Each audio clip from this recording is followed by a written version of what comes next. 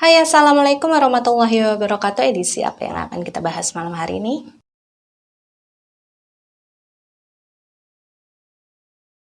Nah, di dalam kerangkeng kayu tersebut, kemudian Laras melihat sesuatu yang kemudian membuat langkahnya langsung berhenti. Dan Andre pun seketika bertanya, kenapa?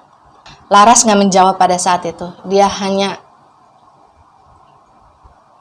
menunjukkan ke arah di mana dia melihat saat itu. Dan Andre langsung, astagfirullahaladzim.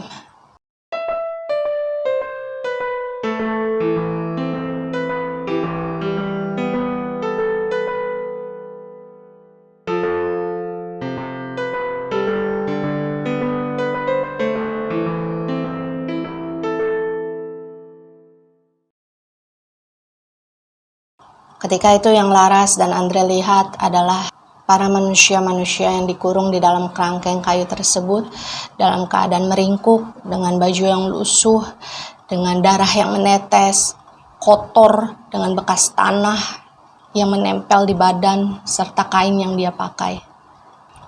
Dan masing-masing dari kerangkeng tersebut dijaga oleh makhluk berkepala kuda dengan sepasang kaki yang sangat pendek.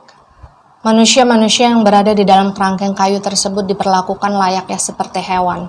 Mereka dicambuk, mereka dijenggut rambutnya, mereka diludahi, dipukuli, bahkan disiram dengan air kotor yang berwarna kehitaman. Meskipun mengerikan, pada saat itu Laras dan Andre memperhatikan kejadian tersebut cukup lama. Mereka penasaran apa sebenarnya yang dilakukan oleh manusia-manusia tersebut hingga akhirnya mereka dikurung dan diperlakukan seperti itu di Pasar Lawang. Kemudian ada satu kejadian yang sangat tidak disangka oleh Laras dan Andre. Jadi manusia-manusia yang mereka lihat dikurung di dalam kerangkeng kayu tadi ya, itu kemudian dikeluarkan satu persatu ketika ada makhluk yang membeli mereka. Jadi ada makhluk siluman yang tentu saja rupanya setengah manusia, setengah binatang seperti itu.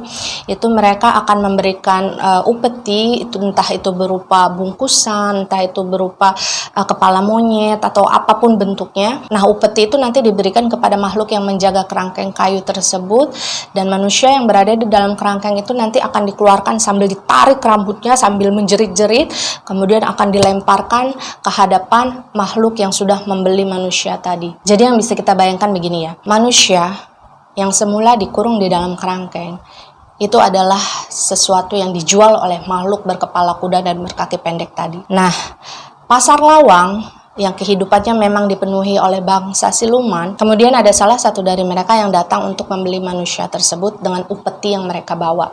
Pada saat itu yang Laras lihat upetinya macam-macam. Ada yang memberikan kepala monyet yang masih ada darah-darahnya, ada yang memberikan sesuatu dalam bungkusan daun pisang, entah apa itu isinya, kepada makhluk yang sebelumnya menjaga kerangkeng kayu tersebut. Nah, selesai membeli, jadi si manusia tadi yang mereka kurung itu mereka seret keluar dari kerangkeng, dan tahu bagaimana cara makhluk tersebut memperlakukan manusia yang sudah berhasil mereka beli tadi. Cara mereka membawa manusia tersebut ada yang ditarik, ada yang digelindingkan sambil ditendang. Bahkan yang parahnya ada yang langsung ditebas kepalanya di tempat. Jadi yang diambil cuma kepalanya aja dan itu yang dia bawa pulang. Dan ketika ada satu manusia lagi yang sedang menunggu antriannya untuk ditebas kepalanya, Andre langsung membalikan badan Laras. Dia tidak ingin Laras melihat kembali kejadian yang mengerikan tepat di hadapannya. Dan ketika ada satu manusia lagi yang sedang menunggu gilirannya untuk ditebas kepalanya, Andre langsung membalikan badan Laras. Dia tidak ingin Laras menyaksikan kembali hal mengerikan tersebut terjadi di depannya. Dan saat itu Andre hanya bilang, mereka adalah manusia-manusia yang ketika hidupnya bersekutu dengan jin. Itulah mengapa mereka sekarang ada di sini dan korinnya tersiksa seperti ini. Akhirnya Andre pun menarik Laras untuk pergi dari tempat tersebut. Mereka berlari sekencang mungkin, sekuat tenaga, agar mereka bisa meninggalkan Pasar Lawang dan menemukan jalan pulang. Tapi pada akhirnya langkah mereka pun berhenti ketika di ujung dari Pasar Lawang tersebut ada dua orang penjaga berbadan besar, berwujud sama, yaitu makhluk setengah binatang setengah manusia, itu memberhentikan langkah mereka. Andre dan Laras tidak diizinkan lewat begitu saja. Jadi dua makhluk tersebut posisinya berdiri di masing-masing sisi dari pintu keluar pasar tersebut sambil membawa sebuah tombak panjang, dan mereka pun menginterogasi Andre maupun Laras. Hal pertama yang mereka tanyakan pada Andre adalah, siapa Tuhan kalian? Andre hanya menjawab, saya tidak punya tuan. Saya ini tersesat di sini. Kemudian makhluk tersebut menimpali.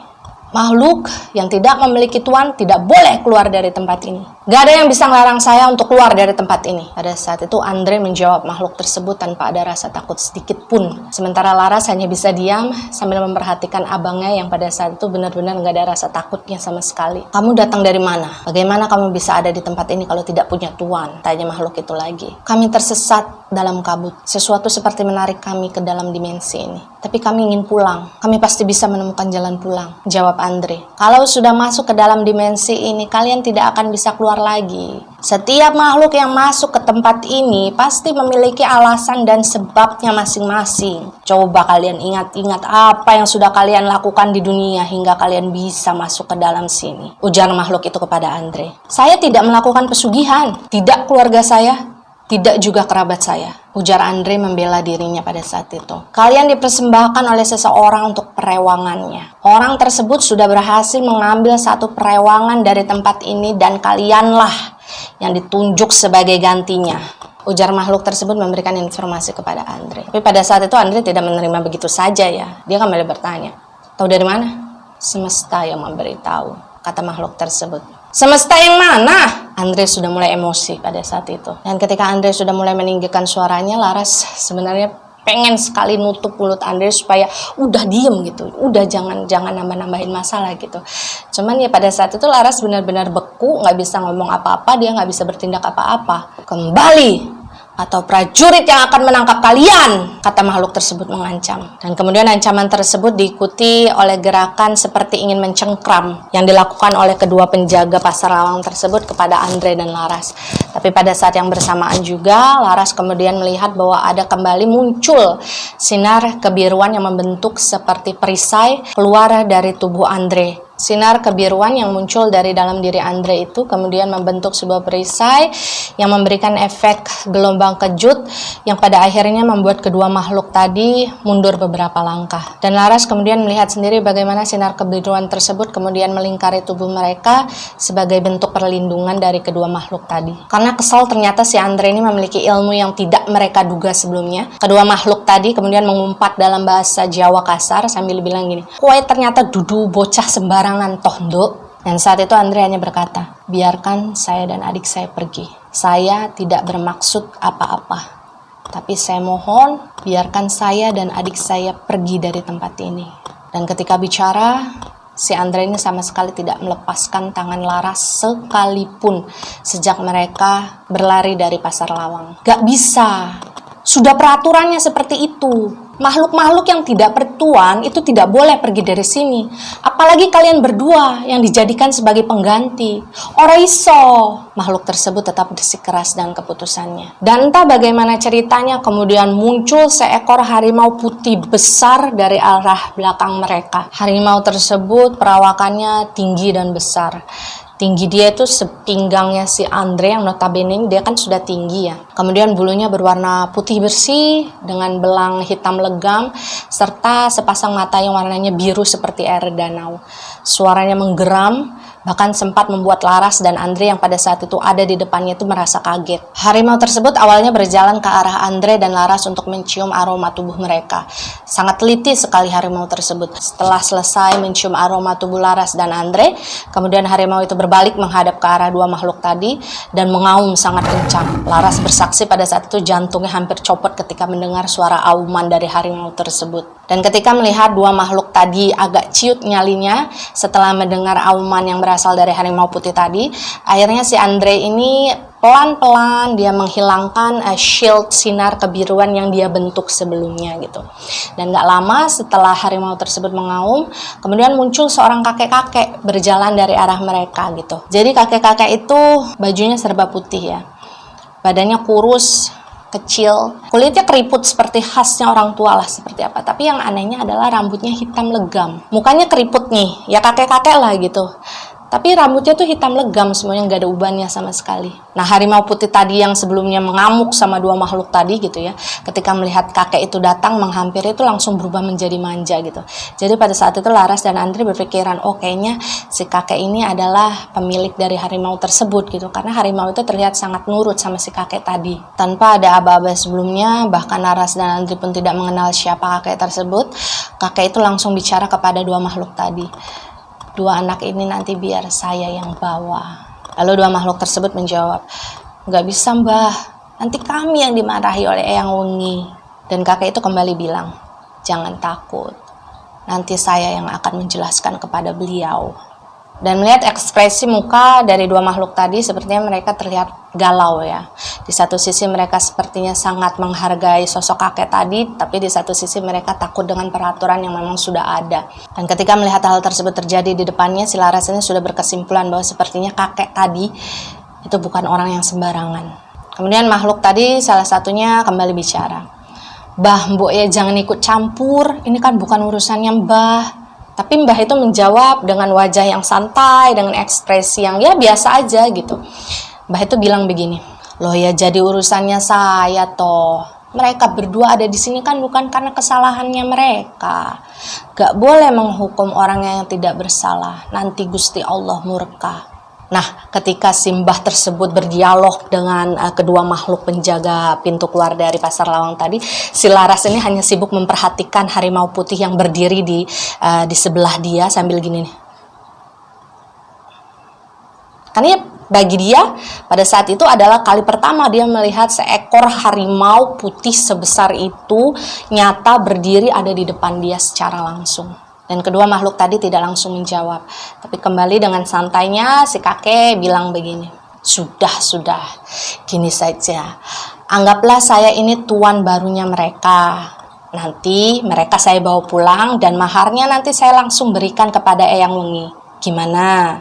Tanpa menunggu jawaban yang diberikan oleh kedua makhluk penjaga tadi, kakek tersebut langsung berbalik ke arah Andre dan Laras, memajang sebuah senyuman yang begitu tenang dan berkata, ayo nak, ikut sama mbah. Nanti kita sama-sama cari jalan pulang, ya. Laras saat itu hanya memperhatikan bagaimana raut wajah yang dimiliki oleh kakek itu. Jadi orangnya itu sangat tenang ya. Tidak ada emosi yang tergurat sama sekali dari wajahnya. Kelopak matanya hampir menutupi bola matanya karena kulitnya kan keriput seperti ini. Tapi entah bagaimana Laras tetap berpendapat bahwa sosok kakek itu tetap terlihat gagah walaupun dia memang sudah tua pada saat itu. Laras pada saat itu hanya bisa menunggu kode dari Andre. Karena memang sejak awal kan Andre sudah berpesan apapun segala sesuatunya dia harus menunggu persetujuan dari Andre. Dan ketika si Andre ini menoleh ke arahnya dan mengangguk, barulah pada saat itu Laras menyetujui ajakan dari kakek tersebut. Mereka pun berjalan keluar dari Pasar Lawang tersebut bersama si kakek dan juga harimau putih yang ikut bersamanya. Jadi selama perjalanan Laras dan Andre ini ada di belakang Mbah dan harimau putih itu ya. Nah, Laras dan Andre ini masih segan untuk bicara. Kan mereka belum kenal si kakek siapa gitu kan. Dan terlebih yang membuat mereka ini sama-sama mungkin antara terpesona, kagum kali gitu ya. Itu mereka melihat si kakek ini terus-menerus bicara dengan si harimau putihnya. Seolah-olah memang si harimau ini menanggapi apa yang dibicarakan gitu. Sesekali si harimaunya chuffing gitu menanggapi omongan si kakek gitu. Dan itu kadang membuat si Laras ini diam-diam senyum-senyum sendiri. Dan saat itu perjalanan yang dilalui oleh Laras, Andre bersama dengan Mbah dan harimau putihnya itu nggak sebentar ya. Butuh waktu berhari-hari yang bahkan Laras sendiri tidak ingat berapa lama waktu yang telah mereka habiskan untuk berjalan bersama melewati hutan belantara tersebut. Hingga pada akhirnya di suatu hari mereka sampai di titik di mana mereka menemukan sebuah sumber mata air yang mengucur deras. Jadi ketika itu si Mbah, si kakek tersebut ya mengajak Laras dan Andre untuk istirahat, berhenti sebentar gitu. Jadi si Mbah ini memberikan sebuah spot pemberhentian bagi Laras dan Andre, itu di sebuah pancuran air yang di bawahnya banyak bebatuan-bebatuan gitu. Saat itu Mbak bilang, ayo sudah pada haus toh, ayo diminum dulu air segarnya, kemudian diisi botol-botolnya yang kosong ya. Dan karena memang sudah menempuh jarak yang sangat jauh, berjalan berhari-hari, bekal makanan mereka juga sudah habis, bekal minum mereka sudah menipis. Pada akhirnya si Laras dan Andre itu pun langsung mendekat ke arah sumber air. Mereka minum air tersebut dengan lahap, membasuh muka mereka, membasahi rambut mereka kan. Karena selama perjalanan mereka memang sangat jarang sekali menemui sumber mata air. Dan ketika menunggu si Laras dan Andre ini selesai untuk mengisi air di botol-botol kosong mereka, si Mbah itu kemudian duduk bersandar di sebuah pohon sambil mengusap harimau putihnya seperti ini. Nah, selesai mereka mengisi botol-botol kosong mereka dengan air, kemudian selesai melepaskan dahaga mereka, akhirnya si Laras dan Andre ini pun kembali naik ke daratan untuk menemui Mbah. Dan ketika si Laras serta Andre ini kemudian datang mendekati Mbah, saat itu Laras melihat Mbah itu sedang nembang Jawa sambil terus mengusap harimau putihnya. Sampai ketika si Andre kemudian duduk di sebelah Mbah untuk mengucapkan terima kasih, Laras pun ikut di samping mereka dan memperhatikan harimau putih yang sejak tadi memperhatikannya dengan tatapan yang sangat lembut. Saat itu Andre bilang, "Terima kasih Mbah, saya berhutang budi lintas dimensi kepada Mbah." Dan tanggapan dari Mbah tersebut hanyalah sebuah tawa kecil, katanya pada saat itu. Kan matanya agak sipit ya, karena memang kulit di area matanya sudah agak turun karena memang sudah tua. Kemudian Mbah berkata, "Kak Awi yang menolong kalian, bukan Mbah." Nah, mendengar ucapan Mbah tersebut, si Andre ini sempat melirik ke arah Laras. Sepertinya mereka menduga-duga sebenarnya Kak Awi yang disebutkan oleh Mbah itu siapa gitu kan. Dan karena mungkin melihat ekspresi bingung di wajah Andre serta Laras, akhirnya si Mbah ini menerangkan sambil mengusap kepala dari harimau putihnya. Dia bilang, "Ini Kawi, dia tuan saya, bukan saya yang tuan dia." Nah, mendengar hal tersebut, si Andre ini pun langsung menoleh ke arah harimau putih yang ternyata bernama Kawi tersebut. Sekedar menghargai, si Andre pun mengucapkan terima kasih kepadanya. "Oh begitu? Kalau begitu saya juga mengucapkan terima kasih banyak kepada Mbah Kawi ya," kata Andre. Sebenarnya ketika si Andre mengucapkan rasa terima kasihnya kepada Kawi, si Laras ini sempat melirik dan sedikit menahan tawa. "Jangan panggil Kawi Mbah loh, dia itu masih muda, nanti dia marah," kata Mbah pada saat itu bermaksud bercanda dengan Andre. Tapi karena mungkin dia merasa salah bicara beberapa kali gitu ya, pada akhirnya si Andre ini agak sedikit kikuk dalam menghadapi percakapan selanjutnya. Sementara si Laras yang memang sejak awal sudah merasa penasaran dengan harimau putih tadi, pun mendekat dan menoleh ke arah harimau putih tadi sambil memanggilnya pelan. "Hai Kawi." Lalu Mbah kembali bicara, satu kalimat yang kemudian membuat Laras dan Andre terdiam sejenak. "Mosok kamu gak kenal dia, Nang?" kata Mbah pada Bang Andre waktu itu. Lalu Andre pun bertanya, "Maksudnya gimana Mbah? Ini Kawi loh, perewanganmu yang mengikutimu sejak kecil," ujar Mbah pada saat itu memberikan penjelasan kepada Andre. Dan pada saat itu Andre serta Laras hanya bisa terdiam mencoba mencerna apa maksud dari perkataan Mbah. Saya punya perewangan Mbah?" tanya Andre pada saat itu tidak mengerti. "Ya iyalah, kamu kan terah keturunan Tit. Setiap keturunan dari terah itu pasti punya perewangan. Nah kamu, ya ini perewanganmu si Kawi. Dimensi gaib seperti inilah wujudnya." Mbah kembali menjelaskan sambil mengusap kepala Kawi yang ada di sebelahnya. "Coba kamu elus kepalanya, terus ceritakan pada Mbah apa rasanya." Lanjut Mbah memberikan perintah agar si Andre ini bisa menjadi lebih dekat dengan sosok Kawi. Pada saat itu si Andre ini sebenarnya merasa ragu. Dia melirik ke arah Kawi tapi nggak langsung maju gitu kan. Tapi kemudian si Laras ini menyemangati si abangnya. "Ayo bang, adek pengen lihat, ayo," katanya pada waktu itu. Dan menuruti apa yang diinginkan oleh Laras, Andre akhirnya maju pelan-pelan. Dia sedikit membungkukkan badannya seperti memberikan tanda hormat kepada harimau putih tersebut. Dan pelan-pelan dia menggapaikan tangannya ke atas kening dari si Kawi. Dia mulai mengusap pelan-pelan. Dan ajaibnya, harimau putih tersebut yang awalnya dalam posisi seperti ini ya, dia seperti sedang tertidur malas-malesan gitu kan. Nah ketika si Andre ini kemudian meletakkan tangannya di atas kepalanya, itu langsung berdiri seperti ini, kemudian gitu, Chuffing, namanya chuffing. Dan sebagai informasi, kalau harimau chuffing itu berarti dia sudah memberikan sebuah tanda bahwa dia membiarkan orang tersebut berinteraksi dengannya sebagai tanda welcome lah gitu. Dan pada saat itu Andre sempat tersenyum karena dia merasa senang bahwa akhirnya si Kawi ini merespons sentuhannya dengan baik. Melihat interaksi yang cukup menarik antara Andre dan juga si Kawi, si Laras ini kemudian akhirnya melirik ke arah Mbah. Mbah yang saat itu sedang tertawa-tawa aja gitu sambil melihat ke arah si Andre gitu. Kemudian ditanya oleh si Laras pada saat ya sekedar mencari bahan obrolan lah gitu. "Bah, punten, jadi Mbah ini sebenarnya siapa?" Tanya Laras pada saat itu, sopan sekali. Dan dari wajah yang Mbah tunjukkan pada saat itu, dia juga tidak merasa keberatan pada pertanyaan yang diajukan oleh Laras. "Saya hanya manifestasi dari salah satu ajian yang dimiliki oleh Abang Mundu," kata Mbah pada saat itu. Dan saat mendengar hal tersebut, Andre yang semula sedang mengelus si Kawi dengan fokus gitu, kemudian menoleh seperti ini dan bertanya, "Ajian yang mana, Mbah?" Mbah pun tertawa. "Ajian yang biasa kamu pakai untuk menyembuhkan orang-orang, Nang." Mbah menjawab dengan sangat santai. Dan ketika jawaban tersebut didengar oleh Laras, tidak ada yang bisa Laras lakukan kecuali bertakbir. Pada akhirnya dia menyaksikan sendiri bahwa memang kehidupan dimensi lain itu ada. Sesuatu yang tidak pernah dia percaya sebelumnya.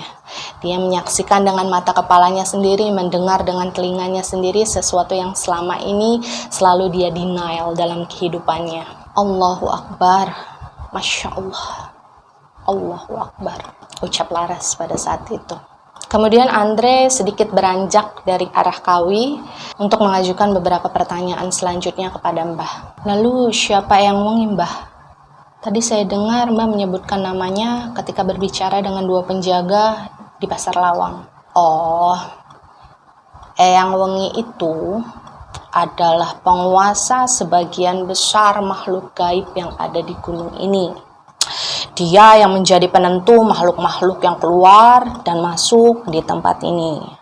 Saya dulu sangat mengenal beliau semasa beliau hidup sampai beliau mewoksa dan akhirnya berkuasa di sini." Begitu. Pada saat itu Mbah memberikan penjelasan mengenai sosok Eyang Wengi yang sebelumnya didengar oleh Andre. Dan satu informasi tambahan bahwa muwoksa itu adalah proses di mana berpindahnya satu sosok yang memiliki ilmu kanuragan yang cukup tinggi dari dimensi nyata ke dimensi astral. Jadi yang dikatakan seperti ini. Misalkan ada satu orang yang memiliki ilmu tinggi gitu ya pada zaman dulu seperti pendekar, kesatria gitu. Mereka ini sedang bertapa, misalkan mereka menghabiskan waktu mereka di satu titik, kemudian tahu-tahu mereka udah hilang aja gitu dan mereka tidak ditemukan di mana jasadnya, tidak ditemukan di mana kuburannya. Nah, itulah yang disebut muwoksa. Jadi mereka ini dipercaya musnah tapi berpindah ke dimensi astral, kurang lebih seperti itulah.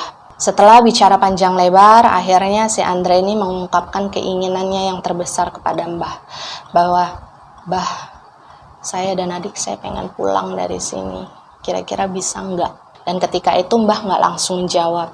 Dia diam sebentar sambil sesekali melihat ke arah Laras, kemudian ke arah Andre, lalu ke arah Kawi. Seperti ada sesuatu yang ingin dia katakan, tapi masih tertahan. Dan kemudian tanpa menjelaskan apapun, tanpa memberikan jawaban atas permintaan dari Andre sebelumnya, kemudian Mbah ini mengajak Laras dan Andre untuk kembali berjalan. Konon menurut Mbah, sebelum menemukan jalan pulang, mereka harus melalui satu perkampungan terakhir yang bernama Sunyaliris. Dan tanpa mengetahui nantinya akan seperti apa, nantinya akan bagaimana gitu setelah mereka sampai di perkampungan Sunyaliris, si Laras dan Andre ini ya nurut aja lah dengan saran dan ajakan dari Mbah. Mereka berjalan ke arah perkampungan tersebut melewati hari demi hari bersama Mbah dan juga bersama Kawi. Laras ingat benar bahwa pada saat itu dia harus menghabiskan waktu 3 hari untuk sampai ke perkampungan bernama Sunyaliris. Dan di luar dugaan bahwa Sunyaliris ini merupakan tempat yang memiliki keindahan yang tidak pernah diduga oleh Laras maupun Andre sebelumnya. Jadi di Sunyaliris itu dia terang, ada matahari gitu, tapi nggak panas, nggak terik gitu. Kemudian di kanan kirinya nih rapet pepohonan warna hijau, tapi pohonnya tuh kayak seragam gitu. Jadi mulai dari bentuk batangnya, dari warna daun-daunnya itu seperti seragam gitu, warnanya tuh sama semua. Dan Laras bersaksi bahwa berkas-berkas sinar matahari yang masuk melalui celah-celah pepohonan gitu ya. Biasanya kan kalau matahari di atas pepohonan yang rimbun itu kan pasti ada berkas-berkas sinar matahari yang masuk ya. Nah, itu menurut si Laras, berkas sinar matahari itu terlihat seperti debu-debu berlian karena dia berkilau. Dilihat oleh mata tuh dia berkilau gitu. Dan Laras sama sekali tidak berlebihan dalam menggambarkan suasana Sunya Liris pada saat itu karena dia memang benar-benar melihat dengan mata kepalanya sendiri. Dan ketika Laras, Andre, Mbah, dan Kawi itu sampai di depan pintu masuk, ada 2 orang penjaga dari pintu masuk tersebut yang kemudian memberikan salam kepada mereka. Assalamualaikum, kata mereka pada saat itu. Dan 2 sosok tersebut adalah laki-laki dan perempuan yang sama-sama menggunakan jubah panjang berwarna putih dengan selendang yang warnanya sama. Laras berkata pada saat itu bahwa semua ketakutannya yang selama ini menghantui dia, berhari-hari kelelahannya yang selama ini menggerogoti tubuhnya, itu kayak hilang begitu aja, kayak gitu, kayak ketika dia masuk, ketika dia merasakan hawa yang berbeda dari perkampungan Sunya Liris, semua beban yang ada di dalam dirinya pada saat itu hilang begitu saja. Berjalan semakin masuk, Laras bersaksi bahwa makhluk-makhluk yang kemudian dia temui berlalu lalang di hadapannya, itu bentuknya seperti asap putih. Asap putih tapi dia memiliki siluet manusia ya. Jadi dia bentuknya seperti asap, tidak solid seperti kita manusia. Kalau kalian pernah nonton Casper, kurang lebih seperti itulah gambarannya. Hanya saja mungkin lebih transparan ya. Tapi mereka memiliki siluet muka, siluet badan gitu. Ya seperti manusia biasa. Hanya saja mereka tidak memiliki siluet pada bagian kaki. Jadi mereka benar-benar berbentuk seperti Casper gitu pada bagian bawahnya. Dan menurut Laras, makhluk-makhluk yang menghuni perkampungan bernama Sunya Liris itu sangatlah cantik-cantik dan tampan-tampan. Wajah mereka adem-adem dan setiap kali mereka berpapasan gitu, mereka selalu tidak lupa untuk mengucapkan salam. Menurut Laras, hawa yang ada di Sunya Liris itu mirip-mirip kalau kita datang ke sebuah pegunungan gitu. Kayak di Tangkuban Perahu misalkan, itu kan dingin, tapi nggak bikin menggigil gitu. Laras sendiri sebenarnya bingung untuk mendeskripsikan Sunya Liris itu seperti apa sih hawanya, Sunya Liris itu seperti apa sih pemandangannya. Karena bagi Laras, dia sendiri pun tidak pernah melihat tempat seindah itu selama dia hidup di dimensi manusia. Laras memperhatikan rumah demi rumah yang ada di perkampungan tersebut. Jadi rumahnya itu menurut Laras masing-masing bentuknya sebenarnya kecil kayak segi 5, tapi dindingnya itu terbuat dari batu pualam. Kalian kalau yang nggak tahu batu pualam mungkin bisa googling ya. Jadi batu pualam itu adalah batu yang warnanya putih dan dia glossy seperti marmer, mirip-mirip seperti itulah gambarannya gitu ya. Nah, rumah-rumah tersebut itu berjarak satu dengan yang lain, masing-masing punya halaman sendiri. Dan yang uniknya adalah entah itu bentuk rumah, entah itu ukuran halaman, itu semuanya seragam. Jadi nggak ada yang beda gitu. Laras, Andre, dan Mbah ini terus berjalan memasuki perkampungan tersebut kan. Si Laras masih terpesona dan keindahannya. Pada saat itu Andre juga sibuk ngobrol beberapa hal dengan Mbah. Sementara si Kawi ini mengawasi mereka dari belakang. Jadi si Kawi dengan gagahnya itu menjaga mereka dari belakang. Setelah berjalan beberapa saat, akhirnya Mbah berhenti di depan salah satu rumah yang kemudian dia ketuk pintunya. Tok, tok, tok. Assalamualaikum. Dan gak lama keluarlah sepasang suami istri dari rumah tersebut. Sama seperti makhluk-makhluk penghuni perkampungan tersebut, suami istri tersebut bentuknya, siluetnya itu seperti asap ya, tapi tetap menunjukkan struktur wajah dan badan seperti halnya manusia. Dengan ramah, sepasang suami istri itu pun mempersilahkan Andre, Laras, dan Mbah untuk masuk ke dalam. Sementara si Kawi ini dia lebih memilih untuk beristirahat di halaman sambil memperhatikan anak-anak yang terbang ke sana kemari gitu, sambil ya bercengkrama lah. Pada saat itu, sepasang suami istri pemilik dari rumah tersebut mempersilahkan si Laras dan Andre juga Mbah ini untuk duduk di ruang depan mereka ya. Ruangan depannya itu sangat sederhana, maksudnya dinding polos, tapi dinding batu pualam ya. Kemudian meja seadanya, kursi juga terbuat dari batu yang dipahat. Kemudian mereka pun ngobrol. Jadi Simbah ini menceritakan kepada sepasang suami istri tadi mengenai kronologis tersesatnya si Laras dan Andre gitu. Nah di situ si Laras mulai ngebatin, kok Mbah tahu semua ya cerita mengenai saya dan Abang sejak hari pertama kami tersesat gitu.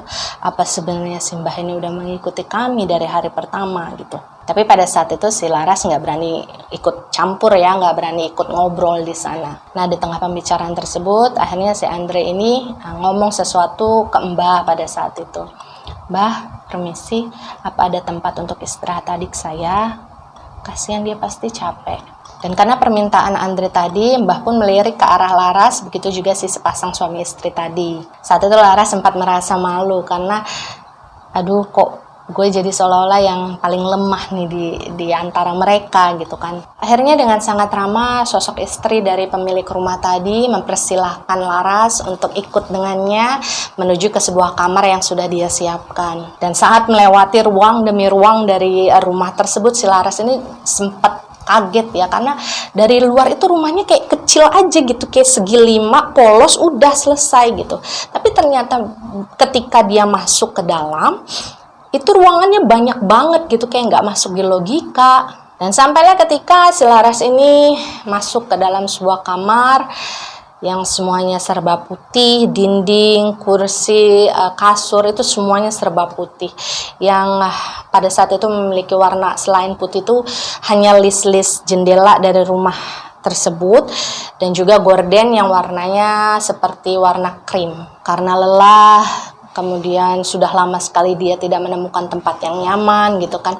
Akhirnya tanpa banyak bicara, si Laras ini pun tertidur dengan sangat pulas. Dan tanpa Laras ketahui bahwa ketika dia tertidur, di sanalah Andre, Mbah, dan sepasang suami istri tadi membicarakan satu hal yang sangat penting mengenai kehidupannya di masa mendatang. Entah berapa lama pada saat si Laras ini akhirnya bangun dari tidurnya gitu ya, dia ngerasa, waduh, udah lama banget nih kayaknya tidur gitu kan. Nah pas dia duduk di atas tempat tidurnya, dia melihat ke arah jendela. Pada saat itu kan jendelanya agak terbuka sedikit kan, dia terkejut, oh ternyata di Sunyaliris ini ada malam ya gitu. Buat teman-teman yang lupa, mungkin di atas tadi kita udah bahas, selama berhari-hari ketika mereka tersesat di dimensi sebelumnya, itu sama sekali tidak ada malam ya. Jadi yang ada itu cuma pagi, siang, sore, kembali lagi ke pagi, siang, sore, begitu terus berhari-hari berlalu. Dan baru di Sunyaliris inilah si Laras ini kembali bisa melihat gelap dan juga sinar rembulan yang ada di luar sana. Dan pada saat itu yang langsung terpikirkan oleh si Laras adalah mencari abangnya dong. Ketika dia sudah bangun, dia keluar dari kamarnya, dia berjalan menuju ruangan depan. Sepintas dia melihat bahwa ada abang Andre, ada si Mbah, ada si Kawi bahkan, dan sepasang suami istri pemilik rumah tadi itu sedang ngobrol-ngobrol di teras depan gitu.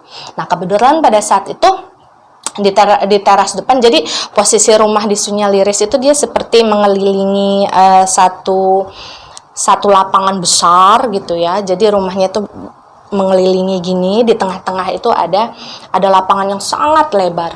Nah, pada malam itu si Laras itu melihat ada keramaian di situ. Jadi ada seperti persembahan tarian, ada musik-musik gamelan, ada anak-anak kecil pada main berterbangan ke sana kemari gitu. Pokoknya rame deh, seperti alun-alun yang sedang punya hajat. Dan saat itu si Laras langsung bertanya kepada Mbah, ada pesta Mbah? Dan Mbah pun menjawab, jamuan untuk menyambut warga baru, Nduk. Selalu seperti ini di Sunyaliris, setiap kali ada warga baru yang akan datang dan menetap. Nah jujur pada saat itu Laras nggak kepikiran sama sekali apa maksud dari perkataan Mbah barusan. Justru yang dirasakan oleh Laras pada saat itu adalah ya semuanya lebur gitu. Bahkan dia sempat lupa akan keinginannya untuk pulang gitu, saking nyamannya berada di Sunyaliris. Nah kemudian si Andre ini sedikit merapat ke arah Laras sambil berwisik, kamu lapar nggak? Dan si Laras pun bertanya, boleh bang makan makanan yang ada di sini. Karena kan pada saat itu ketika awal mereka tersesat, si Andre ini kan bilang jangan makan makanan apapun yang ditawarkan oleh para penghuni dari dimensi astral gitu kan, tanpa si izin Andre sebelumnya gitu kan. Tapi pada saat itu si Andre bilang, boleh, abang sudah siapkan makanan buat kamu, nanti kamu makan ya. Kemudian Andre pun mengeluarkan satu bungkusan plastik dari dalam saku jaketnya. Jadi di dalam bungkusan plastik itu isinya ada sebuah, entah bisa disebut sayuran atau disebut buah, bentuknya seperti genjer tapi agak gemuk sedikit dan agak bulat seperti apel. Warnanya hijau dan rasanya manis, tapi manisnya bukan manis gula ya, tapi manis sebuah apel gitu, mirip-mirip seperti itu. Kemudian Laras pun memakan makanan yang diberikan oleh Andre tersebut dengan sangat lahap. Ya mungkin selain karena memang dia lapar, rasanya memang juga enak kan. Tapi anehnya yang Laras rasakan ketika dia memakan makanan tersebut, dia tuh ngerasa kok Mbah, Abang, kemudian sepasang suami istri pemilik rumah itu kok ngeliatin dia semua gitu ya. Ngeliatinnya tuh kayak ngeliatin yang penuh empati gitu loh. Maksudnya yang kayak gitu loh gitu. Cuman pada saat itu lagi-lagi si Laras ini udahlah mungkin perasaan saya aja gitu. Nah selesai memperhatikan si Laras ini makan, si Mbak dan sepasang suami istri tadi tuh berbarengan pamit untuk masuk ke dalam. Jadi seolah-olah kayak mereka ini memberikan waktu dan kesempatan untuk si Andre dan Laras ini berdua bicara gitu. Dan ketika sudah hanya berdua di teras depan gitu ya, si Laras ini pada saat itu sedang memperhatikan si Kawi itu lagi sibuk ngejar kunang-kunang yang lari di depannya gitu kan. Ya ketawa si Laras kayak kayak ketawa seneng gitu kan, ditambah suasana yang rame, suara musik gamelan yang terdengar mengalun gitu kan. Kemudian barulah ketika suasana sudah dikira pas gitu, si Andre ini kemudian bicara. Tengah malam nanti, Mbah akan membawa kita ke jalan pulang. Laras sempat terdiam. Senyumannya yang muncul ketika dia melihat si Kawi sedang mengejar kunang-kunang gitu ya, itu mendadak hilang gitu. Seolah si Laras ini baru diingatkan lagi, tujuan lo itu buat pulang ke rumah, bukan di sini. Seharusnya si Laras ini kan ngerasa seneng ya kalau dia bisa pulang lagi gitu. Tapi nggak tahu kenapa pada saat itu dia ngerasa ada sesuatu di hatinya tuh yang janggal gitu saat si Andre bilang kita mau pulang gitu. Abang sudah membereskan semua tas carrier kamu, jadi nanti kamu bisa langsung bawa dan pulang. Si Andre melanjutkan dan Laras pun bertanya, kok tas carriernya Laras aja? Punyanya abang gimana? Pada saat itu si Andre yang sebelumnya melihat ke arah Laras ya, itu langsung mengalihkan pandangannya ke arah Kawi. Dia kayak seolah-olah nggak mau ngelihat matanya si Laras pada saat itu. Abang udah nggak butuh tas carrier lagi. Bisa bawa kamu pulang juga udah cukup buat abang, kata si Andre saat itu. Tapi entah kenapa si Laras yang memang sudah mengenal si Andre sejak lama, sejak mereka kecil gitu, yang sudah hafal sekali bagaimana ekspresi wajah si Andre pada saat ada sesuatu yang sedang dia sembunyikan atau tidak gitu kan, itu merasa aneh dengan cara bicara Andre saat itu. Dan dia pun bertanya pada Andre, abang kenapa? Mendengar pertanyaan Laras, si Andre ini hanya tersenyum kecil. Dia menunduk sebentar, kemudian menengadahkan wajahnya ke arah langit. Abi sudah operasi jantung. Sekarang dia sehat banget. Tiap pagi dia rajin sekali jogging. Umi udah naik haji. Rika juga sudah menikah. Hidupnya udah bahagia banget sekarang. Pada saat itu entah kenapa tiba-tiba Andre membicarakan Umi, ayah, dan adiknya yang bernama Rika. Merasa aneh, Laras pun bilang, gak ada hubungannya bang. Ngomong apaan sih, kok nggak nyambung? Sebenarnya bukan kesel ya Laras pada saat itu. Dia cuma ngerasa, nggak, ini pasti ada sesuatu yang disembunyiin abang nih. Sampai dia bicaranya ngalor ngidul nggak jelas gitu, ini pasti ada sesuatu yang disembunyikan. Kemudian si Andre kembali melanjutkan ucapannya. Saat itu Andre kembali bicara. Abang udah nggak punya beban, Dek. Beban abang satu-satunya hanyalah janji abang kepada paman untuk bawa kamu pulang. Dan entah kenapa pada saat itu Laras mulai yakin bahwa oke, abang menyembunyikan sesuatu dari saya, abang merahasiakan, merencanakan sesuatu yang saya nggak tahu. Dan saat itulah entah kenapa mata Laras langsung berkaca-kaca. Udah abang diem, abang udah nggak usah ngomong yang aneh-aneh lagi. kata Laras menahan tangisnya saat itu. Dan pelan tapi pasti si Andre ini kembali mengarahkan pandangannya ke arah Laras. Ada yang ingin abang bilang ke kamu, Dek. Tadinya abang pengen menyembunyikan ini sampai nggak tahu kapan. Tapi setelah kejadian ini, abang tahu bahwa kita nggak pernah bisa tahu apa yang terjadi ke depannya. Di saat kita pengen belok ke kanan, Allah membelokkan ke kiri.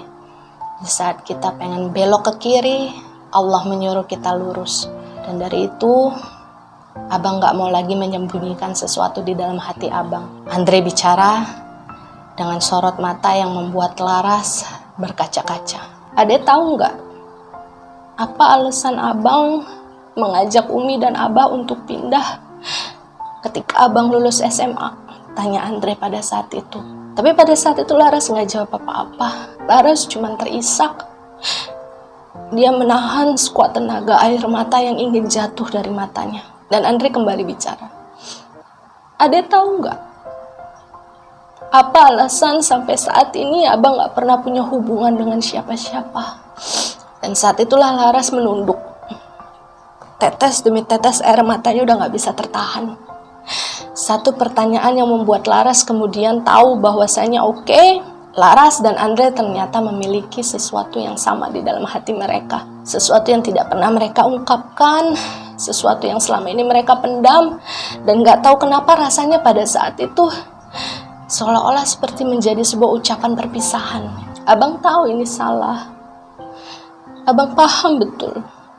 Itulah kenapa pada akhirnya abang memilih untuk pindah jauh dari kamu. Tapi abang tahu bahwasanya menjauh itu tidak selalu bisa membuat untuk lupa. Dan itulah yang terjadi dengan abang. Abang sudah tidak ada beban, Dek. Abah udah sembuh. Abah udah sehat. Umi juga udah naik haji. Satu-satunya impian yang pengen dia wujudkan. Rika juga sudah menikah dengan orang yang dia cintai. Hidupnya sudah bahagia. Dan abang gak pengen apa-apa kecuali bisa bawa kamu pulang. Dan ketika Andre bilang seperti itu, Laras sudah tidak kuat menahan air matanya. Posisi dia yang sebelumnya duduk, kemudian berdiri dan berbalik sambil mengusap air matanya. Saat membelakangi Andre, Laras bilang, kita akan pulang barengan. Jangan ngomong yang aneh-aneh. Pokoknya saya hanya akan pulang sama abang, titik.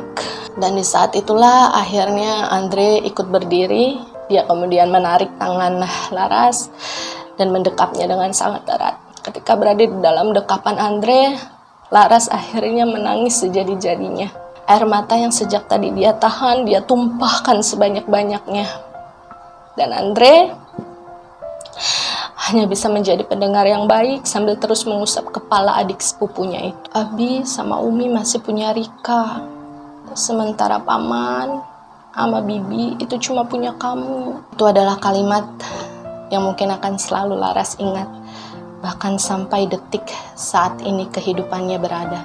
Setelah selesai bicara, setelah selesai mengungkapkan apa yang mereka rasakan masing-masing di hati mereka, Laras dan Andre pun memilih untuk masing-masing menjaga jarak di kamar mereka. Entah apa yang pada saat itu Andre lakukan, tapi yang jelas Laras hanya menangis di atas tempat tidurnya. Perasaan Laras campur aduk saat itu, karena dia tidak bisa menyembunyikan bahwa dia bisa merasakan ada sesuatu yang sudah direncanakan oleh Andre tentang dirinya yang sama sekali tidak diketahui oleh Laras. Dan itu berhubungan dengan niat mereka untuk pulang. Seperti yang dikatakan oleh Mbah sebelumnya bahwa tengah malam ini dia akan membantu Andre dan Laras untuk menemukan jalan pulang. Akhirnya pada waktu yang sudah ditentukan, Mbah mengetuk pintu kamar Laras. Duk, panggil Mbah pada saat itu. Dan Laras yang pada saat itu belum tidur sama sekali karena dia terus-menerus menangis, menjawab dari dalam kamarnya. Ya Mbah, sebentar. Mbah tunggu di luar ya, kata Mbah. Laras kemudian memakai lagi jaket tebal yang selama ini menemani perjalanannya di gunung tersebut. Dia memakai lagi tas carrier yang merupakan tas hadiah pemberian dari maminya. Sebelum keluar, Laras sempat memperhatikan sekeliling ruangan yang dia tempati pada malam itu. Jika nanti dia sudah bisa pulang dari tempat tersebut, Laras berniat untuk menyimpan setiap puzzle kenangan yang dia dapatkan dari setiap proses perjalanan yang ia lalui bersama Andre, termasuk di Sunyaliris. Sosok si istri dari pemilik rumah tersebut sampai menjemput Laras dari depan pintu kamar. Dia tersenyum sangat ramah sambil menganggukkan kepalanya. Sosok istri tersebut kemudian mengantarkan Laras berjalan menuju ke teras depan untuk mengucapkan salam perpisahan. Dan ketika sampai di depan, si Laras sempat menoleh ke arah sosok istri tersebut sambil bilang, "Terima kasih ya." Dan ketika harus berhadapan dengan sosok Andre saat itu, Laras ini seperti merasakan ada sesuatu yang lain di hatinya. Dia seperti tidak bisa melihat Andre ini lagi sebagai sepupunya gitu loh. Jadi kayak hatinya tuh kayak deg-degan, kayak salting gitu. Ada sesuatu yang berubah di antara mereka setelah pembicaraan yang terjadi sebelumnya. Dan untuk pertama kalinya, Laras tidak berani membalas pandangan Andre kepadanya. Sejak awal Laras keluar dari dalam rumah sampai ke teras, Andre sama sekali tidak lepas memandangnya. Dan Laras tahu itu sebenarnya, tapi dia nggak berani untuk membalas pandangan tersebut. Untuk mengalihkan pandangannya dari Andre, si Laras ini sengaja ngelirik ke arah si Kawi yang juga sudah menunggu mereka di teras.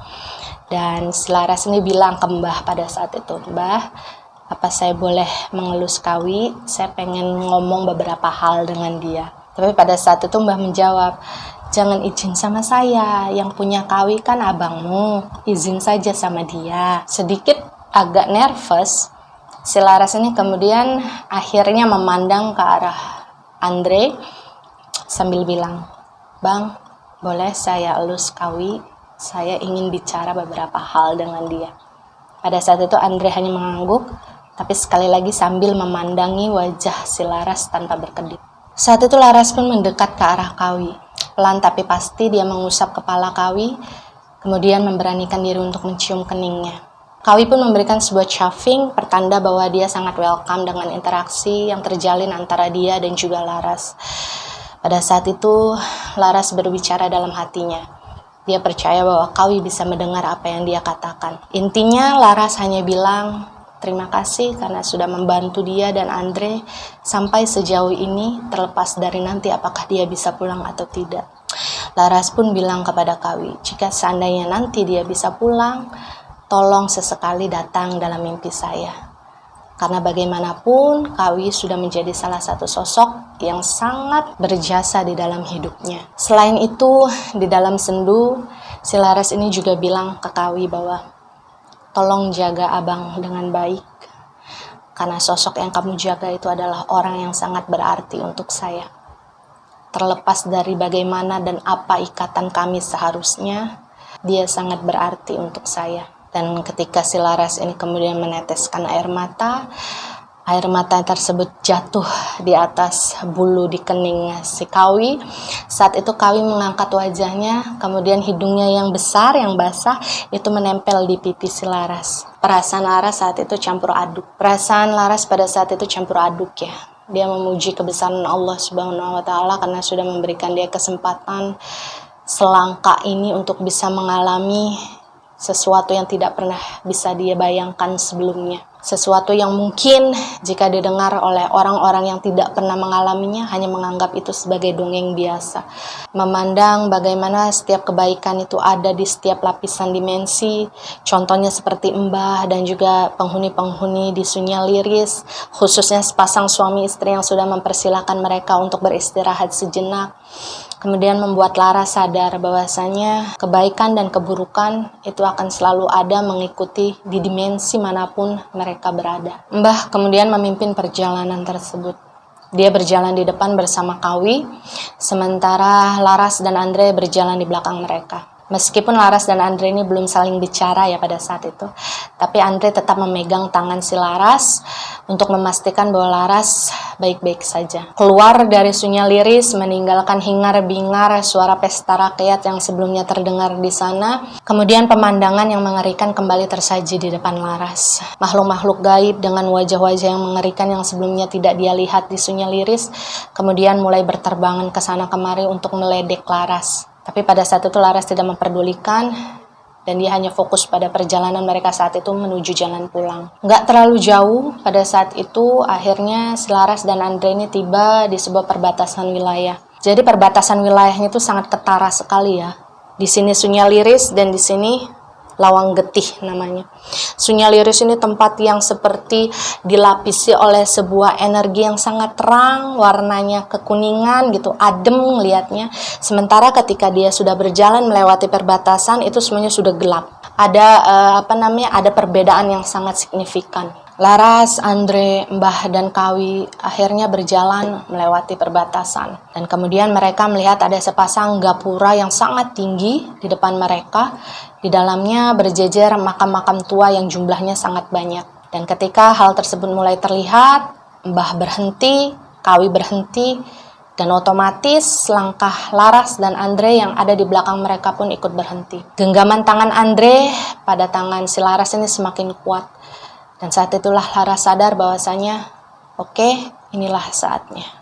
Setelah menghentikan langkahnya, Mbah pun berbalik ke arah Laras dan Andre. Dia menarik nafas panjang, kemudian bicara. Di depan sana adalah kuburan paling angker yang ada di gunung ini. Penunggunya tidak cuma satu, tapi ribuan. Kemudian pandangan Mbah tertuju ke arah Laras. Mbah sudah meminta izin kepada Eyang Wengi untuk bisa membebaskan kamu dari sini. Karena sejatinya keberadaan kamu di sini bukan karena kesalahanmu, tapi karena kamu dijadikan umpan pengganti dari perewangan yang diambil oleh orang tersebut. Bersyukur kepada Allah, pada akhirnya Mbah dan Kawi berhasil menemukan jalan untuk kamu bisa pulang. Nah, ketika si Mbah ini berbicara seperti itu, si Kawi yang sejak tadi sebenarnya hanya duduk di sebelahnya si Laras, itu kemudian mendekat dan mengusapkan kepalanya di lengannya si Laras seperti mengucapkan selamat tinggal gitu. Dan Mbah kembali bicara. Ingat satu hal, nanti setelah Mbah selesai membacakan doa-doa, kamu harus segera berlari melintasi kuburan tersebut. Jangan menoleh kalau ada yang memanggil. Jangan berhenti walaupun kamu jatuh. Jangan putar balik ke belakang sekalipun kamu ingin. Kamu melanggar, selamanya kamu gak akan bisa pulang. Nah, si Laras yang sejak tadi memperhatikan omongan Simbah ini kemudian merasa ada sesuatu yang aneh gitu. Kenapa sejak tadi Simbah ini bicara seolah-olah hanya kepada dirinya gitu. Sedangkan pada saat itu yang pengen pulang kan Laras dan Andre gitu. Jadi tiba-tiba si Laras ini bilang gini, saya dan abang kan Mbah, kami kan. Tapi pada saat itu Mbah nggak menjawab, wajahnya hanya datar sambil melirik ke arah si Andre, dan kemudian dia memutuskan untuk lagi-lagi memberikan waktu kepada Laras dan Andre untuk saling bicara. Kalian boleh bicara sebentar. Nanti kalau sudah selesai, Mbah kembali untuk membacakan doa. Ayo Kawi. Saat itu akhirnya Mbah melipir sejenak sambil membawa Kawi bersamanya. Dan pada saat itu Laras tahu bahwa apa yang dia rasakan selama ini pada malam itu adalah benar. Bahwasanya ada sesuatu yang sudah direncanakan oleh Andre tentang dirinya yang tidak diketahui sama sekali. Laras pun menoleh ke arah Andre dan memandangnya dengan tatapan nanar. Saat itu Andre hanya bilang, kamu harus pulang. Dan Laras pun menjawab, Abang tega nyuruh saya pulang sendirian. Abang gak akan ninggalin kamu sendirian. Abang punya Allah untuk menitipkan segalanya. Selama kamu nanti menjaga komunikasimu dengan Allah, maka abang akan ada di sana. Bullshit! Abang jahat! Waktu itu si Laras sudah tidak bisa lagi menahan air matanya. Abang sayang, Dek. Abang terlalu sayang. Abang tahu kalau kamu tahu abang ini gimana. Kalau abang sayang, abang gak akan egois buat ninggalin saya sendirian. Terus Umi sama Abi nanyain abang saya harus jawab apa. Umi dan Abi tahu kalau mereka bukanlah pemilik sejatinya abang. Mereka akan ngerti, Dek. Maksudnya apa sih bang? Udah saya gak akan mau pulang kalau abang gak mau pulang, kata si Laras pada saat itu. Dan pada saat itu si Laras ini sudah mulai berbalik. Dia mau balik lagi ke Sunyaliris gitu kan. Tapi pada saat itu si Andre narik tangan dia dengan cepat. Abang sudah ngelakuin semua yang bisa abang lakukan supaya kamu bisa pulang. Tolong, jangan buat apa yang sudah abang lakukan ini sia-sia. Apa yang abang sembunyikan? Kalau abang gak jujur, saya gak mau pulang. Tantang Laras waktu itu. Si Andre ini kemudian sempat terdiam beberapa saat. Dia memandang ke arah Mbah dan Kawi yang ternyata memperhatikan keributan kecil yang terjadi di antara Laras dan Andre dari kejauhan. Dan saat itulah akhirnya si Andre ini menceritakan hal yang sebenarnya kepada Laras. yang hanya mengizinkan satu di antara kita untuk pulang. Dan saat itulah Laras baru sadar bahwa perasaan gak enaknya selama ini sejak tadi malam itu ternyata benar. Laras pun membalas, enggak, kalau memang harus pulang, kita pulang barengan. Kalau cuma salah satu dari kita yang harus pulang, lebih baik kita nggak usah pulang sama-sama. Dan si Andre pun membalas lagi, ya nggak bisa gitu dong. Nggak bisa kenapa? Toh abang juga ngambil keputusan tanpa konfirmasi dulu ke saya kan? Balas si Laras pada saat itu. Dan saat itu Laras yang sudah mulai emosi, berusaha dibujuk lagi oleh si Andre yang kemudian mengalah, dia melemah pada saat itu. Dek, tolonglah. Abang sudah terlanjur janji sama paman supaya kamu nanti bisa pulang. Kamu gak kasihan sama orang tua kamu yang mungkin sekarang lagi cari-cari kamu. Si Laras yang masih emosional ya, kemudian dia menjawab, terus abang gak kasihan sama keluarga abang? Gak kasihan sama saya gitu? Nanti siapa lagi yang jagain saya kalau bukan abang? Hah? Siapa? Waktu itu Laras nangis. Dia ngambil batu dari bawah. Kemudian dia melemparkan ke arah si Andre walaupun pada saat itu emang gak kena. Dan melihat kemarahannya si Laras, si Andre ini mulai merasa kayaknya dia emang gak bisa meredakan kemarahan Laras dalam waktu yang cepat nih gitu kan. Apalagi terlebih ketika dia sudah mendapatkan isyarat yang diberikan oleh Mbah dari kejauhan bahwa ritual memang harus segera dilakukan pada saat itu. Akhirnya Andre pun mengatakan sesuatu yang tiba-tiba saja terpikirkan olehnya pada saat itu. Oke, baiklah. Kita akan lari bersama melewati pemakaman itu. Asalkan kamu mau janji satu hal ke abang. Apa? Kata Laras. Dan Andre pun melanjutkan. Nanti, di saat kita sudah berlari bersama melewati pemakaman itu, seperti yang Mbah bilang, tidak boleh menengok kalau ada yang memanggil, tidak boleh berhenti walaupun jatuh, tidak boleh putar balik walaupun ingin. Kalau nanti ada salah satu dari abang atau kamu yang jatuh, siapapun yang berhasil bertahan pada saat itu harus tetap berlari sampai akhir dan tidak boleh putar balik. Ngerti? Kamu mau janji? Laras tidak langsung menyetujuinya pada saat itu. Saat itu yang ada di kepalanya justru bukan tentang bagaimana dirinya nanti. Yang dia bayangkan justru gimana kalau misalkan si abang ini yang gagal gitu. Apakah dia sanggup untuk meninggalkan si Andre di tengah jalan sementara dia harus terus berlari sampai akhir. Tapi kemudian dengan polosnya si Laras ini berpikir bahwa enggak, saya harus terus-menerus memegang tangan abang. Sekalipun nanti ketika dalam perjalanan kami melewati pemakaman itu ada yang terjatuh, maka kami akan jatuh bersama. Kami tidak akan menoleh ke belakang, kami tidak akan putar balik. Pokoknya kami akan terus berlari sampai akhir. Pada saat itu Laras berpikir bahwa proses mereka berlari melewati pemakaman tersebut itu ya sesederhana itu aja gitu. Dan pada akhirnya Laras pun mengatakan ya, dia setuju dengan persyaratan yang diberikan oleh abangnya. Dan kemudian si Andre ini pun berlari kecil menuju Mbah. Mereka bicara sebentar, mungkin membicarakan mengenai perjanjian yang terjadi antara dia dan Laras. Dan pada akhirnya mereka pun menghampiri Laras dan bersiap-siap untuk melakukan ritual. Ketika ritual pada akhirnya dilakukan, Mbah pun membaca berbagai macam doa yang sama sekali tidak bisa didengar oleh Laras. Dan ritual pun dimulai. Mbah mulai membaca-baca doa dan membakar dupa yang dia bawa. Saat itu Mbah bilang, ingat, saat Mbah bilang lari, kalian harus lari. Nanti Kawi akan menemani kalian, tapi hanya sampai separuh perjalanan. Selebihnya, kalian harus berlari sendirian. Saat itu Laras hanya mengangguk. Sedikit terlintas dalam pikirannya bahwa ya pada saat itulah saat-saat terakhir dia bisa melihat wajah Mbah.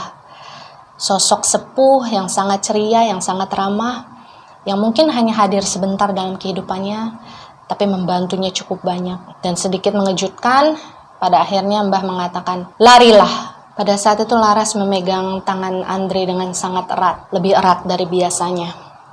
Saat mereka berlari, suara tapak kaki Kawi yang sangat kokoh pun terdengar. Bruk, bruk, bruk, menemani mereka dari belakang. Dan ternyata Mbah benar, bahwa proses keluar dari pemakaman bernama Lawang Getih itu memang ternyata tidak mudah. Baru saja mereka masuk ke dalam pemakaman itu, muncul banyak sekali makhluk-makhluk halus dengan tampang yang menyeramkan, mengganggu perjalanan mereka. Dan parahnya, kali ini mereka tidak hanya mengganggu, tapi juga berani melukai mereka secara fisik. Awalnya si Laras ini nggak sadar ya, bahwasanya makhluk-makhluk gaib yang muncul menyerang mereka itu ternyata hanya mengarah ke arah si Andre, bukan ke arah dia. Dan setelah beberapa lama berjalan gitu, si Laras ini baru sadar ketika dia menoleh ke arah si Andre. Itu si Andre tuh udah banyak luka cakaran, sudah mulai berdarah-darah wajah dan badannya, sudah mulai tercabik oleh kuku-kuku tajam dari makhluk yang seliweran terbang di sekitar mereka gitu. Nah saat itulah si Laras baru sadar, kok mereka nyerangnya ke Andre terus ya, ke saya enggak gitu kan. Dan ketika si Laras ini melihat ke dirinya gitu, dia juga baru tahu, oh ternyata ada sinar biru yang melindungi badan dia gitu. Jadi dia tuh seperti dilindungi oleh bubble yang kemudian membuat dia tidak tersentuh oleh makhluk-makhluk yang mengganggu mereka. Laras sebenarnya ingin tetap berlari, tapi ketika dia melihat salah satu makhluk yang muncul dari balik sebuah pohon besar yang ada di dalam pemakaman tersebut. Makhluknya tinggi, kurus, kulitnya seperti kulit pohon yang sudah tua, kemudian kukunya panjang-panjang runcing.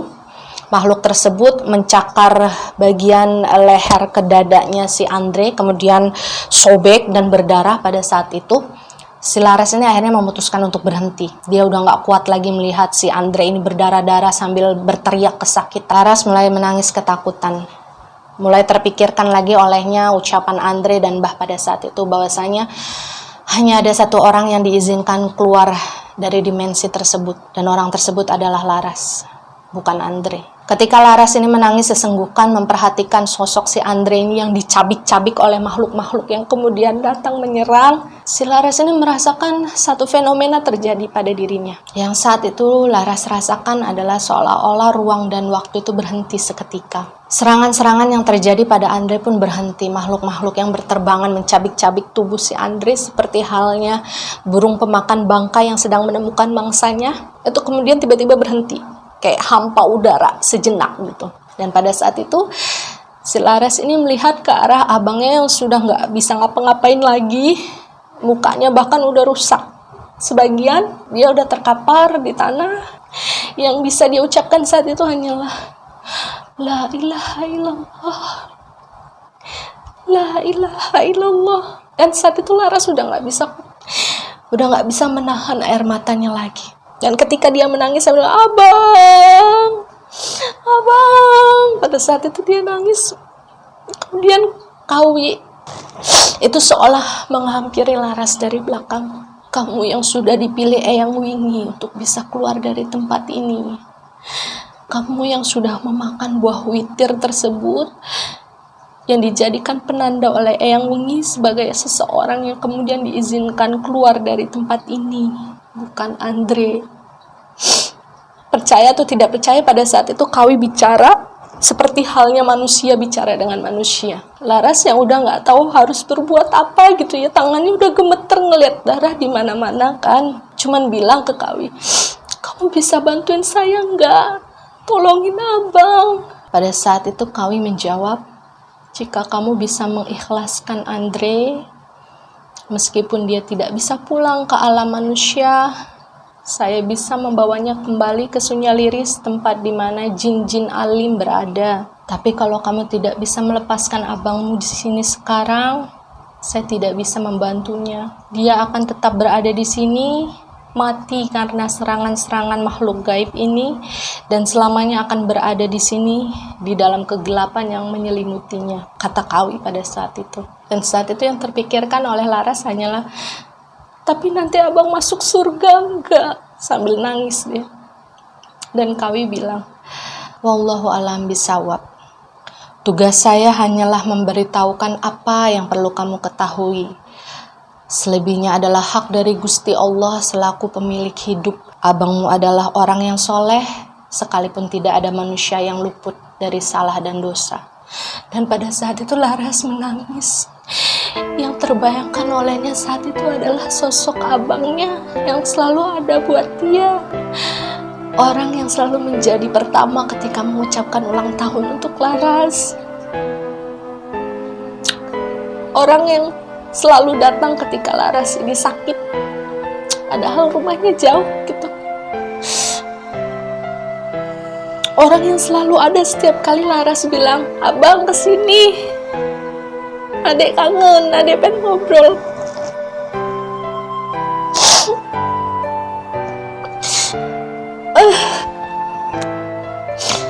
Orang yang gak pernah marah, orang yang selalu bilang kalau Allah itu sayang sama semua umatnya, orang yang selalu mengajarkan kepada Laras bahwasanya Tuhan itu selalu memiliki cara untuk menunjukkan rasa sayangnya kepada umatnya. Terkadang kita dicubit, terkadang kita dipeluk, tapi percayalah kalau Tuhan itu selalu sayang sama umatnya. Abang yang selalu mementingkan urusan orang lain dibandingkan urusan dia sendiri. Dan pada saat itu jari Laras masih berkait seperti ini dengan jari Andre. Laras nggak tahu harus berbuat apa pada saat itu karena si Andre memang sudah tergeletak di atas tanah dengan napas yang tinggal satu gitu. Laras takut kalau misalkan nafas tersebut berhenti dan si Andre tertinggal di situ dengan segala kegelapan yang menyelimutinya. Laras tahu kalau dia akan berjanji memegang tangan Andre sampai akhir, tapi pada kenyataannya Laras nggak sanggup melihat dia terus-terusan tersiksa dalam perjalanan tersebut. Yang kalian bayangkan bahwa saat itu sebagian wajah Andre udah tercabik-cabik, bagian dadanya sudah terbelah karena cakaran dari makhluk-makhluk yang berterbangan mengganggu mereka sejak tadi. Wajah abang bukan wajah abang yang semula. Dia sudah terlihat pucat, matanya sudah bengkak sebelah. Jadi pada saat itu,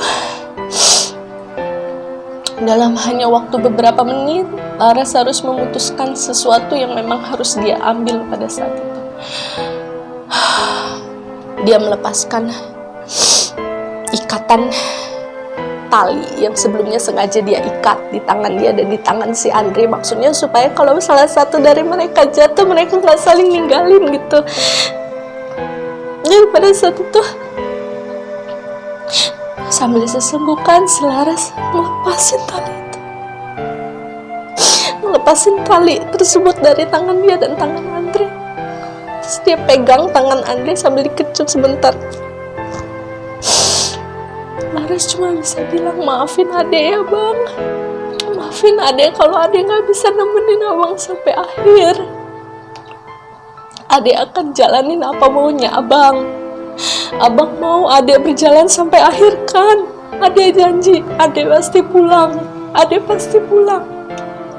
Dan ketika dia melepaskan tali tersebut, pelan-pelan dia melepaskan tangan si Andre. Entah gimana caranya, nggak bisa dijelaskan dengan logika. Badan Andre kemudian kayak keangkat, kayak ngambang gitu, kemudian terpental ke arah belakang dan ditangkap oleh Kawi di atas punggungnya. Jadi si Andre itu posisinya terlentang di atas punggungnya Kawi pada saat itu. Dan ketika Kawi berhasil menangkap tubuh abang di atas punggungnya, si Laras ini kemudian melihat sendiri bahwasanya di antara mereka sekarang jadi di sini Kawi, di sini Laras ya. Jadi di tengah-tengah mereka itu kemudian muncul sebuah seperti lapisan yang membatasi mereka gitu. Dan ketika lapisan tersebut muncul, Laras ini melihat sosok si Andre itu bisa duduk lagi di atas punggungnya si Kawi. Tadi kan sebelumnya dia tergeletak, lemah, nggak bisa ngapa-ngapain gitu ya.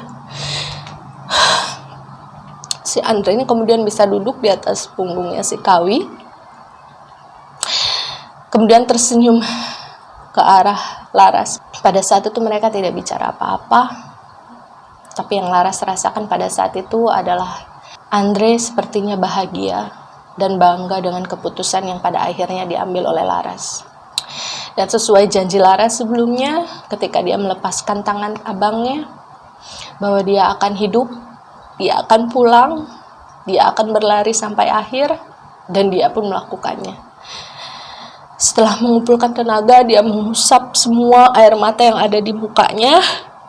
Dia berdiri, menatap ratusan makhluk yang masih mengelilinginya tapi tidak bisa menyentuhnya sama sekali. Dan Laras pun berlari tanpa menoleh lagi ke belakang. Yang dia pikirkan saat itu hanyalah, insya Allah kenangan tentang abang akan selalu ada dengan saya sampai kapanpun itu. Insya Allah dimanapun nantinya tempat abang singgah, entah itu di Sunyaliris atau dimanapun itu, adalah tempat terbaik yang bisa Allah berikan kepadanya, karena dia adalah orang yang soleh dan orang yang berhati baik. Al-Fatihah untuk Abang Andre.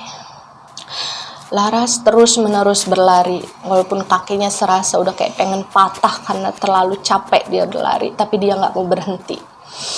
Dia takut kalau dia berhenti, dia memutuskan untuk balik lagi ke arah abangnya berada waktu itu. Jadi dia tetap berlari sampai di satu titik, kemudian samar-samar dia melihat ada sebuah cahaya di ujung jalan sana lah pokoknya. Jadi ya, kanan kiri yang dia lalui pada saat itu adalah gelap, blank, dan tiba-tiba muncul cahaya tersebut dari ujung lorong sana. Dan di sanalah Laras terus berlari, menghabiskan semua tenaganya, seolah-olah kakinya, udahlah terserah kaki gue mau copot mau enggak, nanti saat sudah sampai di ujung sana, yang penting saya keluar, yang penting saya pulang, yang penting saya bisa menepati janji saya kepada Abang Andre. Semakin dekat ke arah sumber cahaya yang Laras lihat, Laras semakin merasakan silau di matanya. Dan ketika dia yakin bahwa cahaya itu sudah ada di depan muka dia saat itu, dia langsung melompat. Dan yang dia rasakan adalah dia berguling-guling di atas tanah, berkerikil, batu-batu yang kemudian menghantam badannya. Kemudian dia berguling-guling beberapa saat, sampai akhirnya dia berhenti ketika dia menabrak sebuah pohon. Laras terluka pada saat itu cukup parah. Hingga akhirnya dia ditemukan oleh beberapa orang pendaki yang kemudian lewat persis di tempat di mana si Laras ini tergeletak. Dan saat itu orang-orang yang menyelamatkan Laras terlebih dahulu membawa dia ke rumah warga yang terdekat ya, untuk memberikan pertolongan pertama, untuk mengobati luka-luka goresnya atau luka-luka lebamnya gitu kan. Kemudian mereka menghubungi keluarga Laras, yang datang pertama adalah mamahnya si Laras. Dan ketika itu sebenarnya si Laras juga bercerita bahwa dia berada di gunung tersebut bersama sepupunya yang bernama Andre. Tapi ketika si Laras ini ditemukan, sosok Andre belum bisa ditemukan. Pada saat itu Laras akhirnya dilarikan ke rumah sakit dan didiagnosa mengalami dehidrasi akut, kemudian pneumonia, dan juga ditemukan beberapa luka-luka goresan yang cukup dalam, luka-luka lebam yang berasal dari benturan-benturan batu saat dia menemukan jalan pulang. Dan 3 hari berada di rumah sakit, akhirnya si Laras ini mendapatkan kabar yang sebenarnya sudah diduga oleh Laras sebelumnya. Abang Andre ini kemudian ditemukan tapi dalam keadaan tidak bernyawa. Dia ditemukan di dasar sebuah jurang dan dinyatakan meninggal karena memang terjatuh dari jurang tersebut. Dan sebagai informasi tambahan bahwasanya pada saat kejadian tersebut terjadi pada diri Laras, ayah Laras ini merupakan salah seorang pejabat yang pada saat itu masih berkuasa di daerah tempat di mana Laras tinggal. Jadi ketika berita ini kemudian terdengar oleh ayahnya sengaja memblok berbagai media agar tidak meliput kejadian tersebut demi nama baik keluarga, karena pada saat itu yang dikhawatirkan oleh ayahnya Laras adalah berkembangnya cerita-cerita yang nantinya akan menjurus ke hal-hal yang negatif gitu kan. Jadi diputuskan bahwasanya kejadian yang menimpa Laras dan juga Andre itu cukup menjadi konsumsi di keluarga inti mereka saja. Dan karena masih terbaring di rumah sakit ketika Andre dimakamkan, Laras tidak bisa hadir. Dan meskipun begitu, Abi dan uminya si Andre ini sempat video call ke Laras pada saat itu, tapi Laras memang sengaja tidak ingin melihat pemakaman itu secara langsung karena hatinya masih terlalu hancur pada saat itu. Dia masih belum siap untuk melihat kalau memang ternyata abang kesayangannya itu udah gak ada gitu. Dan dia sendiri melihat bagaimana proses hal tersebut terjadi di depan matanya, sesuatu yang kemudian menyebabkan dia merasa trauma cukup lama. Si Laras ini kemudian sempat menjalani perawatan secara psikis ya. Dia sempat berobat ke psikiater cukup lama lah gitu, hingga pada akhirnya bertahun-tahun berlalu, sekitar 4 atau 5 tahun. Kemudian pada akhirnya dia bertemu dengan seorang laki-laki yang kemudian bisa membawanya keluar dari kegelapan itu yang bisa membuatnya kemudian berhenti menyalahkan dirinya sendiri gitu. Dan akhirnya Laras pun menikah dengan pria tersebut dan sekarang juga sudah memiliki anak. Tapi Laras selalu berjanji di dalam hatinya bahwasanya suatu saat dia harus mengangkat cerita tentang Andre ini ke khalayak ramai dengan satu tujuan, bahwa dia ingin banyak doa yang mengalir tertuju kepada Andre sebagai balasan kebaikannya selama dia hidup dulu. Dan juga sekarang ketika cerita ini dipublish, innalillahi wa inna ilaihi raji'un, Umi dan abinya dari abang Andre pun sekarang sudah meninggal dunia. Begitu juga dengan ayah dari sosok si Laras itu juga sudah meninggal dunia. Jadi kita sama-sama mengirimkan doa untuk mereka semua agar mereka semua mendapatkan tempat yang baik di sisi Allah yang Maha Kuasa. Amin. Jadi ya, itulah keseluruhan kisah Sunya Liris yang bisa saya sampaikan kepada kalian semua. Menyimak kisah Sunya Liris dari awal sampai akhir, saya bertanya kepada kalian. Jadi apakah kalian tahu siapa sosok Laras di dalam cerita ini yang sebenarnya? Percaya atau tidak percaya itu menjadi hak kalian sebagai penonton setia. Jika kamu percaya pada cerita yang saya bawakan, maka jadikan cerita saya sebagai pengalaman. Tapi jika kamu tidak percaya pada cerita yang saya bawakan, maka jadikan cerita saya sebagai dongeng malam biasa. Sampai jumpa di video berikutnya. Jangan lupa di subscribe, di share, di komen, supaya teman-teman kalian tahu tentang adanya video ini. Terima kasih. Sampai jumpa.